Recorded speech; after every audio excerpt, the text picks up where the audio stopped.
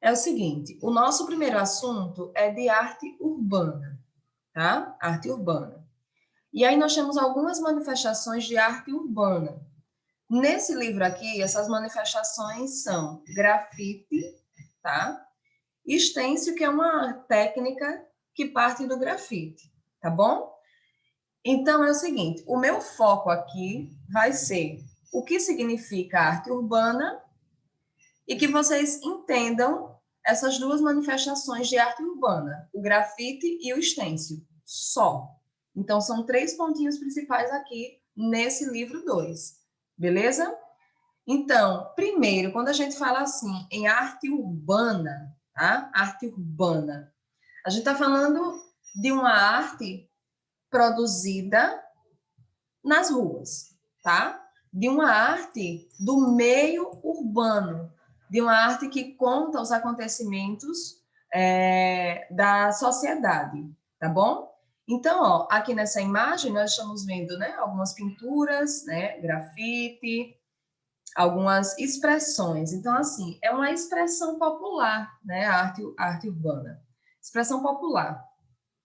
Essa arte urbana tem diversas manifestações. Pode ser uma dança de rua, pode ser uma intervenção que algum artista faça na rua, uma performance, pode ser um grafite, pode ser um stencil, então assim, tem várias manifestações. Aqui nós só vamos estudar 2, que é o nosso foco, tá bom? Então, o nosso foco é grafite e stencil. Então, ó, aqui nós temos o surgimento do grafite, tá bom? Nós temos aqui o surgimento, marquem aí, que é o contexto, tá bom? Só esse parágrafo mesmo, que é o contexto. Então, nós temos o grafite, gente, surgindo num contexto de revolução, tá? Num contexto de crítica social. Nós temos aqui essa data, 1968, na França, quando estudantes faziam protestos, tá? Por todo o país, em busca de melhorias, de transformações, né? No meio social e também político, tá bom? Então, é interessante que vocês lembrem que o grafite surge como uma arte de crítica social, tá bom? Uma arte produzida nas ruas por pessoas comuns, tá? Essa é uma característica também da arte de rua, né? Da arte urbana. Você não precisa estudar para fazer aquela arte, né? Você não precisa frequentar um meio acadêmico, porque ela é uma manifestação popular, beleza? Então, gravem aí esse contexto, né? Surge na França, aí nesse contexto de crítica, né? De busca de melhorias sociais, políticas, enfim, tá bom? Então, maio de 68, ok? O livro destaca, gente, vários artistas, tá bom? De grafite. Eu não vou cobrar isso, tá? Não vou cobrar isso. Estou sendo sincera para vocês, estou direcionando aqui a nossa revisão para a prova. Então, nós já falamos aqui do contexto de surgimento, né? Do objetivo do grafite, quando ele surgiu, um objetivo de fazer crítica, né? De protestar, tá bom?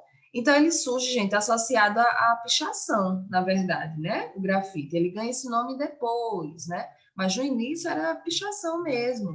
Era pintar frases revolucionárias, né, nas paredes, frases de ordem mesmo crítica, tá bom? Então, nós já vimos aí o contexto. A técnica, gente, vocês já sabem, né? Geralmente se utiliza uma tinta spray, tá? E se pinta mesmo. O grafite pode ter desenho, né? As pinturas, pode ter letras, então não existe uma regra em relação às imagens que são representadas, tá bom? O importante é que se expresse ali. Então, geralmente, tinta spray mesmo nas paredes. Alguns artistas misturam, né, a técnica, como vocês estão vendo aqui, utilizam a tinta, né, a pintura aqui com o pincel mesmo, a mão livre, mas geralmente é o spray essa característica, né? Aí nós temos aqui destaque para alguns artistas brasileiros, tá bom? Os gêmeos, né? Que se destacam aí fora do Brasil. Tem o Cobra também, Eduardo Cobra, tem aqui uma imagem dele, tá bom? Vocês sabem que os artistas, os grafiteiros brasileiros estão entre os melhores do mundo, né? E eles fazem muito sucesso lá fora, tá? E agora, por último, vou falar da última técnica, que é o stencil, tá bom? Que é o stencil. Gente, em que consiste essa técnica, tá bom? Em que consiste essa técnica? Olha aqui, o stencil consiste no uso de moldes recortados em material resistente, utilizados para que a aplicação do jato de tinta pinte a superfície com a forma desejada. Para que vocês relembrem, né, porque vocês já estudaram isso, olha aqui essa imagem, que interessante.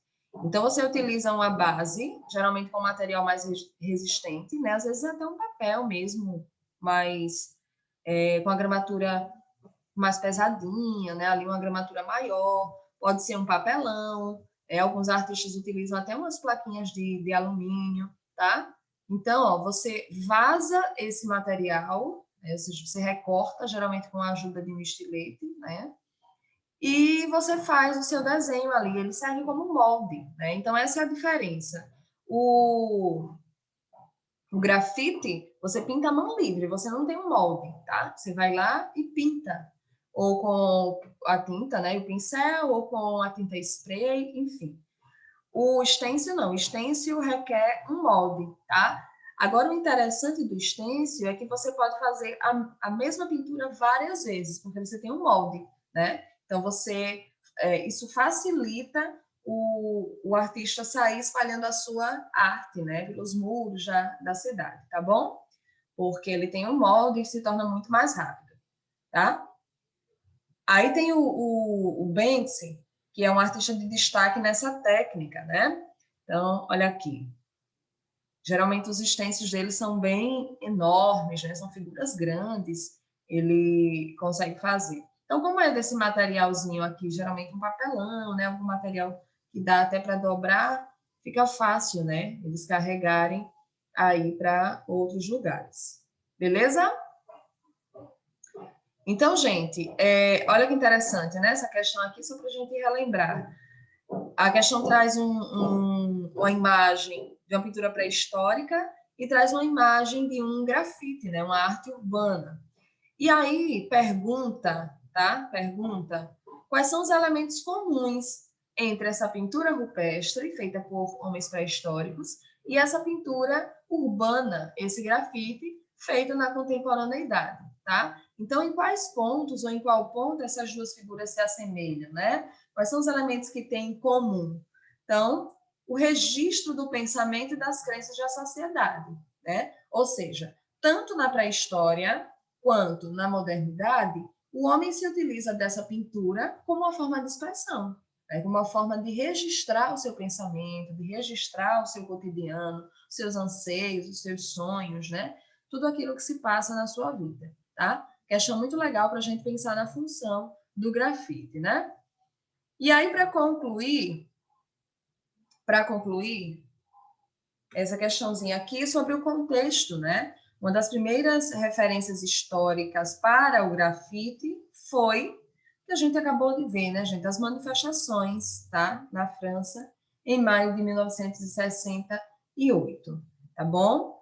Então, com a série de protestos, né, que os jovens estudantes fizeram, como eu falei para vocês, tá bom? Não vou cobrar isso daqui, tá? Artistas, como eu já falei para vocês, não vou cobrar. Aí a gente vai aqui para essa quarta questão, né, que lança uma imagem e pede que vocês identifiquem a técnica utilizada, né? Gente, pela imagem dá para a gente identificar, né? Dá para a gente identificar, dá para ver que foi feita com molde, né? Vazado.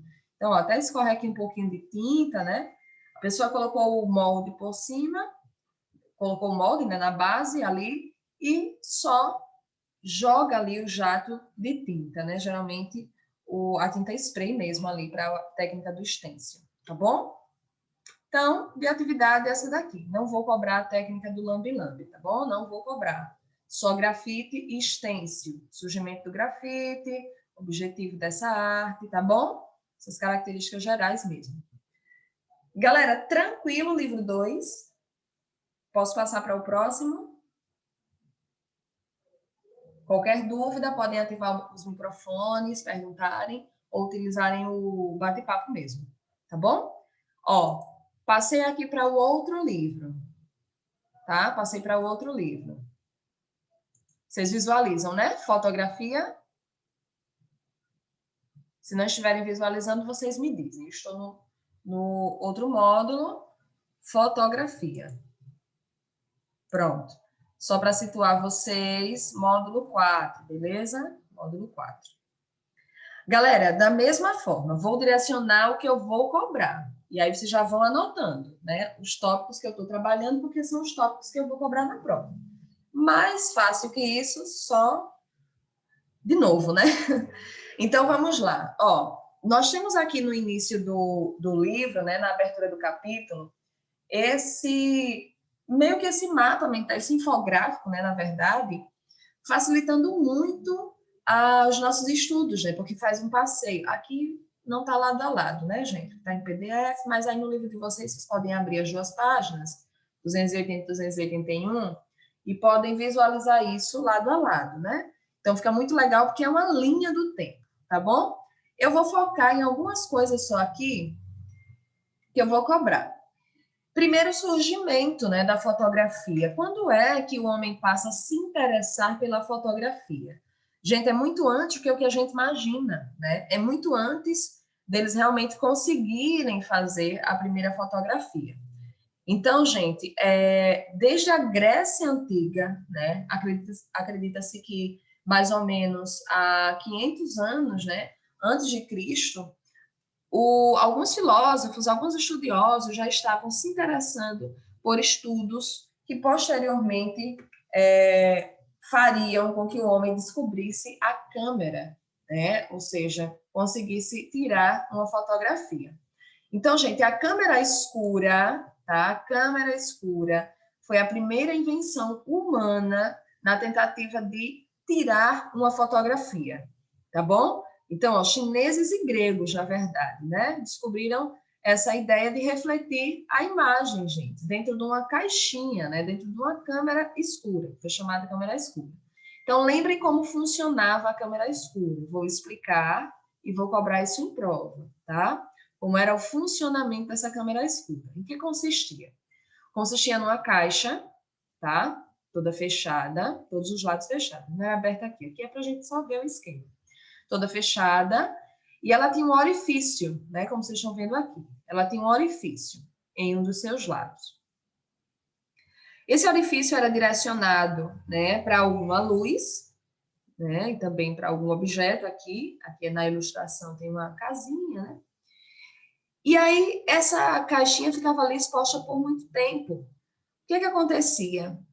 A incidência da luz, né, a luz solar, fazia com que a imagem do objeto que estava fora da caixa fosse refletida dentro dessa caixa, né, no fundo dessa caixa, na parte interna.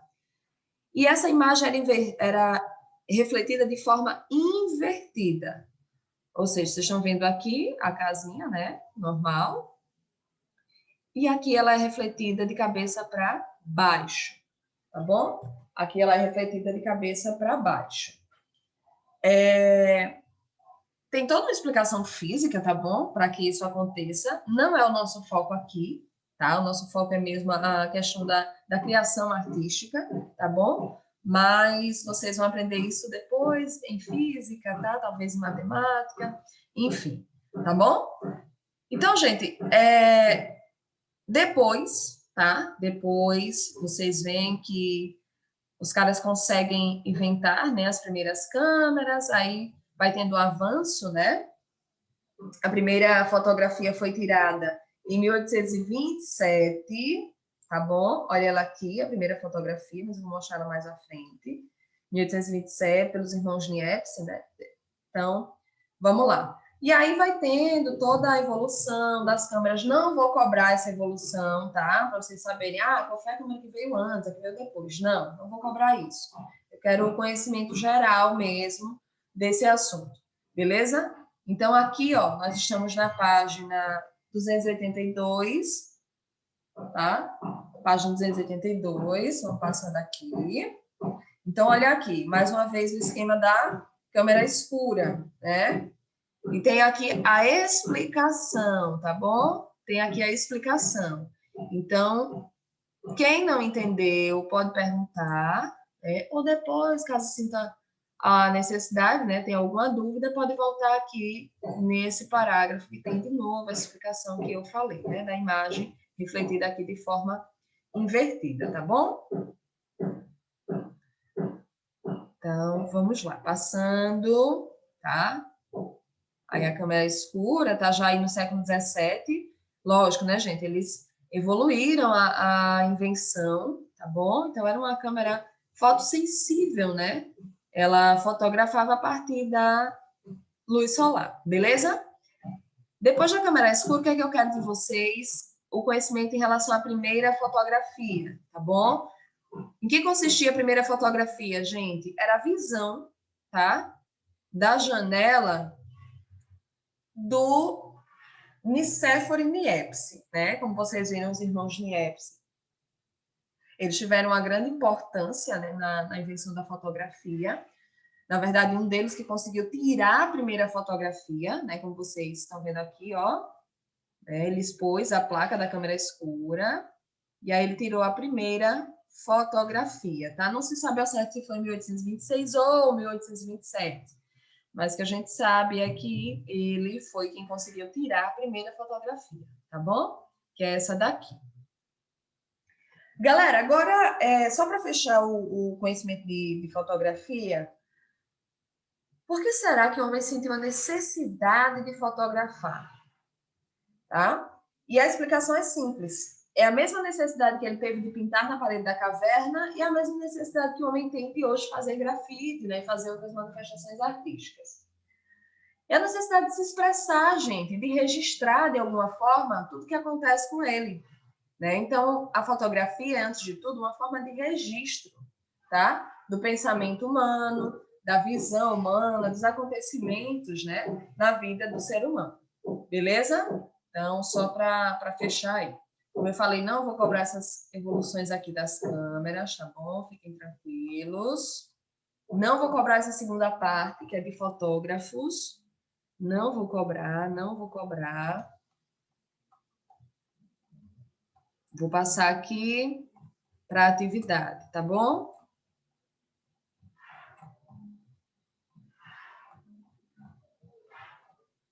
Aí é o seguinte, ó, só essa primeira parte mesmo, tá bom? Essa primeira parte aqui. O que é que nós temos? Nós temos aqui um texto, né, explicando o processo da câmera escura. Novamente, se sentirem dúvida, né, se tiverem dúvidas, volta, marquei lá o parágrafo que tem explicação, expliquei, né? Também estou marcando aqui. Inclusive, estou gravando essa aula também para disponibilizar lá no portal, caso vocês tenham dúvida depois, tá bom? Então, gente, ó, um recinto, um recipiente fechado por todos os lados, portanto escuro, com um pequeno furo em uma de suas paredes, que projeta por meio da luz que vem de fora, na superfície oposta à do furo, e de maneira invertida, a imagem de um objeto ou ser que esteja do lado de fora. Então, gente, né, que objeto é esse descrito nesse pequeno texto? Né? A câmera escura, tá? E foi a primeira invenção, né? A primeira ideia aí de se tirar a fotografia, tá bom? E aqui essa segunda pergunta, a primeira fotografia da história, acreditada a quem, gente? Ao Niépce, tá? Não esqueçam, ao Niépce, tá bom? Nicéforo e Niépce, que eram dois irmãos, né, que faziam estudos sobre fotografia. Só que quem conseguiu foi o Nicéforo e Niépce, tá bom? Um deles. Beleza, gente? Então, de fotografia é isso. Só isso. Não cobrarei nada além. Tá bom? Vamos para o outro grupo. Ó, vamos lá. Neoclassicismo e romantismo, eu vou ver com vocês só a partir do mapa mental, tá bom? Que se encontra na página 420. Beleza? Não vou nem ficar aqui, ó, nos textos, tá? Na teoria, não. Beleza? Isso aqui tudo vocês já viram. Tem videoaula gravada no portal, tá bom? Tem indicação de vídeos, né? De análise dos quadros. A gente trabalhou muito bem neoclassicismo e romantismo. Muito bem mesmo. Então, é o seguinte. Deixa eu passar para cá. para esse finalzinho, né? Esse organizador visual, o mapa mental, que vem no livro de vocês. E lembrando que eu também construí, deixa eu mostrar aqui. Lembrando que eu também construí com vocês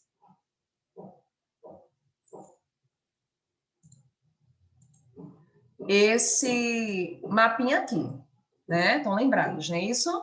Então, vamos ver. O que é que a gente tem para lembrar?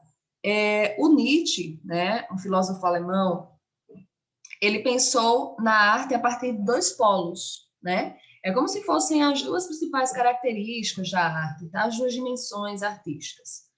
Ele pensou em uma arte racional e ele pensou em uma arte emocional. Ele chamou esses dois polos de polo apolíneo e de polo dionisíaco, tá? Fazendo alusão aos deuses gregos, né? Que vocês já sabem, ao deus Apolo e ao deus Dioniso, tá bom? O deus Apolo, né, gente? Deus da poesia, da música, da razão, do equilíbrio, da beleza, da harmonia, né? E o deus Dioniso, o deus do vinho, né? O deus do teatro, posteriormente, tá bom? Então, representando aí essa loucura, né? Essa efervescência, essa emoção, até descontrole, né? Das emoções mesmo representadas na arte, tá bom? Então, esse seria o polo racional e esse seria o polo emocional, tá bom? Razão e emoção. Logo, o nosso assunto fala em neoclassicismo e romantismo. E o neoclassicismo é isso, é uma arte mais racional, portanto, uma arte apolínea. E o romantismo é mais emocional, portanto, uma arte dionisíaca, tá bom?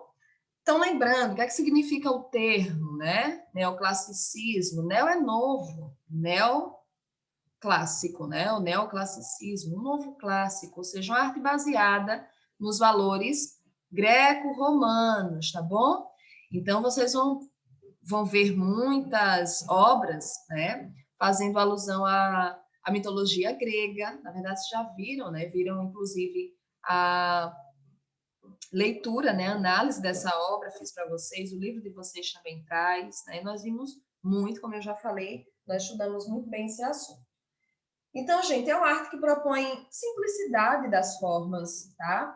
Uma proporção, um equilíbrio, né, uma beleza, porque está tudo associado aqui à Grécia antiga, tá bom? E aqui ao deus Apolo, né, a essa arte mais racional, tá bom?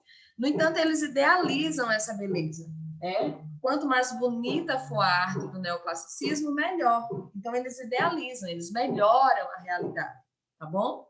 Então, observem como as formas são delicadas, né, gente? São estruturadas, né? Simetria, equilíbrio, todos esses ideais vêm aqui nessa arte neoclássica, tá bom?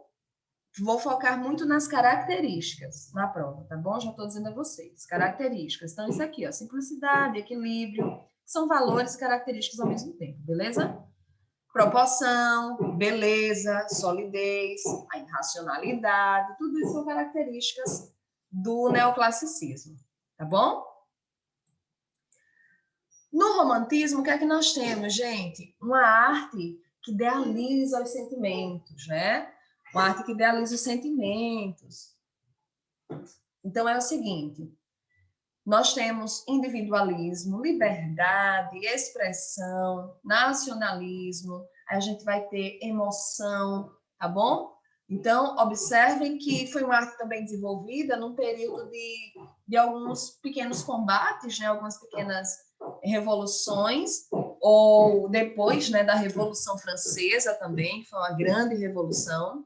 Então, os ideais de liberdade, igualdade, fraternidade, principalmente o ideal de liberdade, permeia essa arte do romantismo, tá bom? Liberdade seria a palavra de ordem desse movimento, tá? Vocês veem aqui, vocês já sabem analisar esse quadro, tem lá no portal tudo direitinho, né?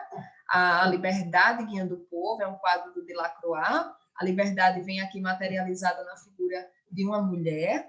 Aqui, vários segmentos da sociedade sendo representados, né, por essas pessoas, alguns mortos. Então, tem toda essa idealização, né, gente, sentimento na obra, tá bom? E a liberdade aí como primeiro plano.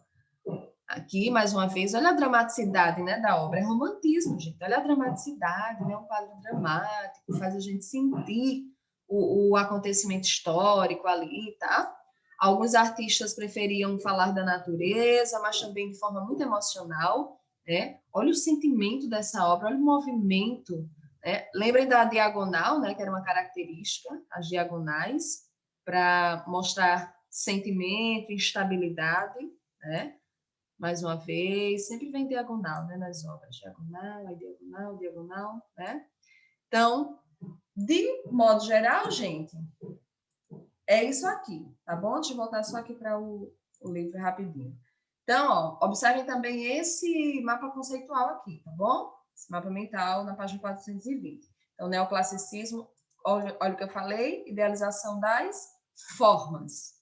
Aí, no romantismo, tem a idealização subjetiva, que seria a idealização dos sentimentos. O que é idealizar, tá? É você pensar de uma forma melhorada, pensar de uma forma perfeita. Então, a idealização das formas era quando eles pensavam a forma de um modo melhor do que o que era na realidade. Né? Eles pintavam ainda melhor a idealização dos sentimentos aqui, né? Subjetivo. Vê o nome de alguns artistas aqui, não vou cobrar, tá? Pode ser que venha citando lá na prova, né, o nome de algum artista, mas eu não vou cobrar que vocês lembrem desses nomes, tá bom? Então, olha aqui característica, gente, do neoclassicismo, mais uma vez, razão, né, modelos greco-romanos, ordenação, equilíbrio, harmonia. Olhem as características do romantismo, emoção, né, pinceladas aparentes, o caos, né, principalmente quando eles pintavam a questão da natureza, essa natureza incontrolável, o Turner fazia muito isso, né, isso, e contrastes, tá? Observem como eles faziam as cores, né, muito fortes, as emoções, o rosto das pessoas, tá bom? Vamos para o último agora? O último assunto é muito bom, gente, bem tranquilo, né? Livro 11, quem pode fazer arte? Passou aí para vocês a tela? Só me confirmem se passou. Na tela tá, quem pode fazer arte? Livro 11. Passou, né? Pronto. Deixa eu compartilhar aqui de novo. Então, vamos lá, gente. Passar aqui. Lembrem que esse assunto, né? Inclusive, estudamos agora há pouco, né, gente? Tá bem fresquinho na memória. A gente falou um pouquinho sobre vulnerabilidade social, né? Pessoas que vivem em estado de vulnerabilidade social, né? Pessoas que, inclusive, vivem em lixões, né? Inclusive, vivem em lixões, como a gente estudou aqui. E aí, o destaque desse livro, gente, é para um artista, o Vic Muniz, que vocês viram que ele tinha o sonho de ser artista, né? E aqui conta um episódio, né, muito inusitado da vida dele, que foi quando ele tomou um disparo, né, tomou um tiro em uma briga de trânsito, que ele, na verdade, foi ajudar, né, foi separar. E aí o cara indenizou ele, né, deu uma quantia muito alta em dinheiro para ele, e ele conseguiu ir aos Estados Unidos e estudar arte lá, né? Então, o Vic Muniz é um artista muito reconhecido no Brasil e fora do Brasil, principalmente nos Estados Unidos. Na França também ele tem um certo reconhecimento, tá bom? E ele conseguiu se destacar mesmo enquanto artista contemporâneo, né? Moderno. E aí ele volta ao Brasil e faz um projeto social. Vocês lembram? Ele fez um projeto social. O que foi esse projeto social, tá? Ele conheceu, né, coletores de lixo do aterro, né, Jardim Gramacho, no Rio de Janeiro. Ou lixão, né, o lixão Jardim Gramacho, no Rio de Janeiro. E aí, gente, ele fez um projeto com esses catadores, tá? Com essas pessoas. Essas pessoas coletavam lixo e esse lixo era transformado em arte, tá? Esse lixo era transformado em arte. Peraí, deixa eu ver aqui o bate-papo. Ah, tá, não está achando a página? É o livro 11, a página 439. Tá? A gente está na 439. E aí, gente, esse lixo foi transformado em arte, tá? O interessante do Vic Muniz é que ele não quis os créditos desse projeto só para ele. Né? Na verdade, ele já era muito reconhecido e ele quis fazer um projeto social pelo Brasil, né? Pela terra a qual ele pertencia. Aqui nessa imagem, vocês estão vendo o Tião, que foi um dos catadores, né? Que se destacou nesse projeto e que, inclusive, o Tião fez muitas obras de arte, né? Com lixo.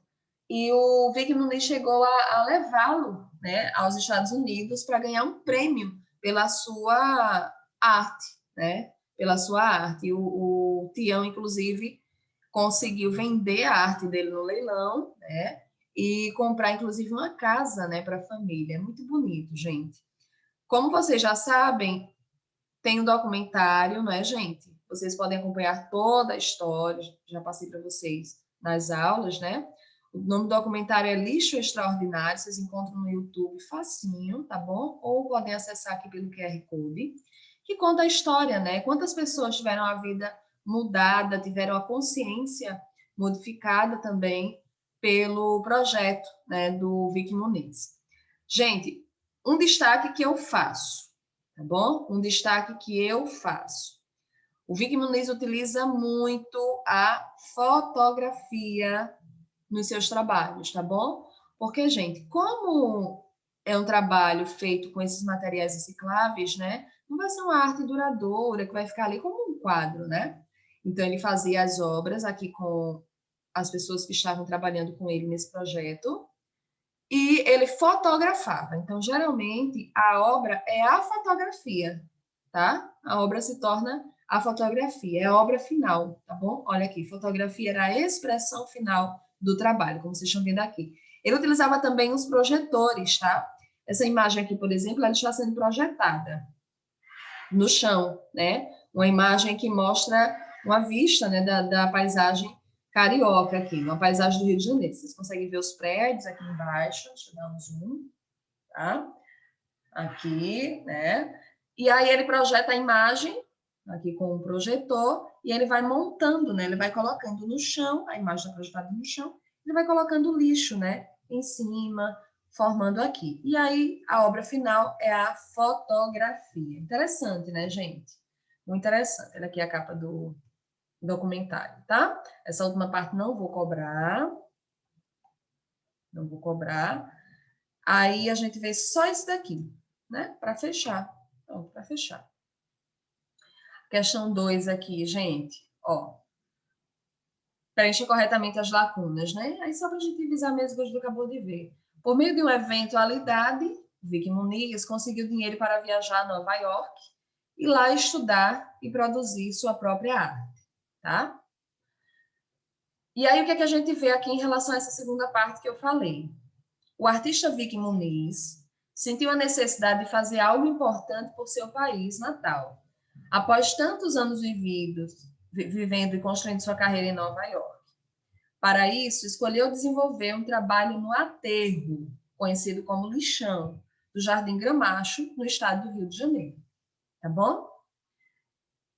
E aqui, gente, ó, sobre o trabalho que ele fez, Vic Muniz tirava fotos artísticas dos catadores, que eram projetadas no chão, desenhadas e preenchidas com lixo reciclável, que eu acabei de falar para vocês, não é isso? E depois de pronto, o trabalho era fotografado e impresso em tamanho grande. E essa era a obra, né, gente? A fotografia, tá bom? Aí essa parte aqui eu não vou cobrar, tá? Que é lá o outro capítulo do livro.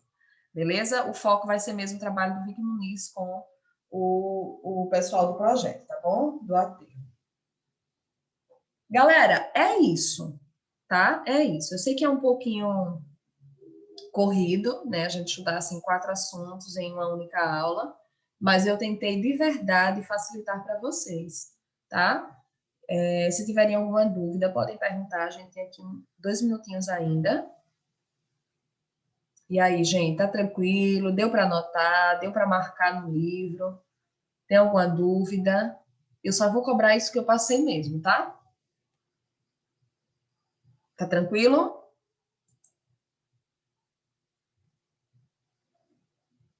Pronto, conseguiu marcar, né, Felipe?